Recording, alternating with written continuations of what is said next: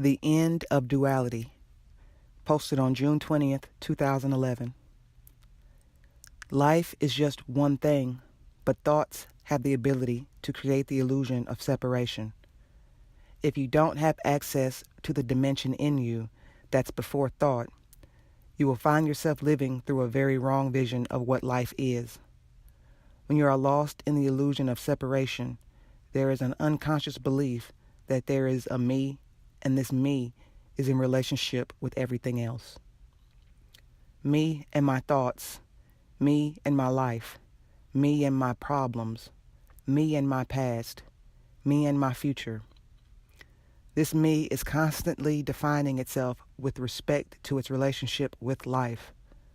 However, when you look closely to see what this me is, everything suddenly becomes very vague. It's as if the mind becomes completely baffled that such an inquiry should be made in the first place. The secret is to persist with this inquiry, even if the mind tells you that it's pointless. The end of duality arises when the me is seen through to be empty, when you see that the me really does not exist anywhere as anything, that it was just an illusion all along. Do you believe in the me created by the mind? In simple words, the me created by the mind is fictional, it's unreal, and it has no existence apart from imagination. This me believes in the existence of the me, so everything becomes a loop. Even when the me sees through the emptiness of the me, it's still around to claim that it has become awakened. Only pure awareness can see through this loop created by the me thought. As long as there is a belief in the me, one cannot but suffer this existence, because the me is a lie and hence always in conflict with reality. If you see closely, you will notice that the me is always attaching itself to something or the other to ensure that it stays around in the center. But what exactly is this me? There is no answer to this because there is no me.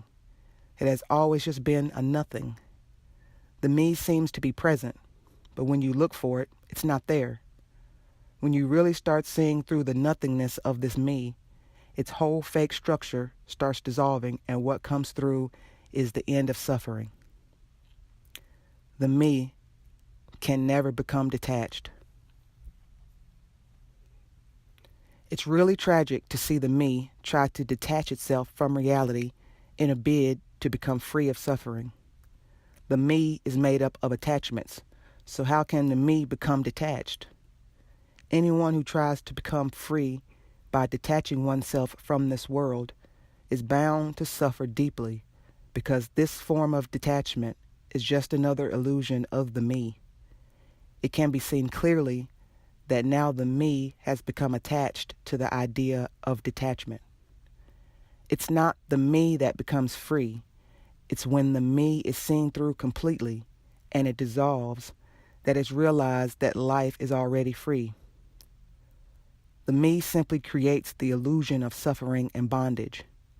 However, there is no suffering inherent to life itself. Life has always been free. Life by its very nature is pure positive energy, felt as joy, love, and peace. The me cannot understand real love.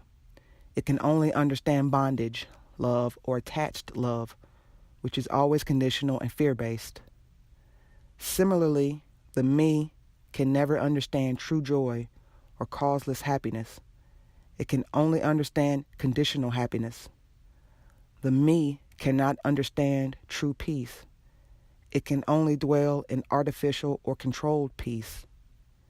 The me cannot understand oneness because its very structure is based in separation.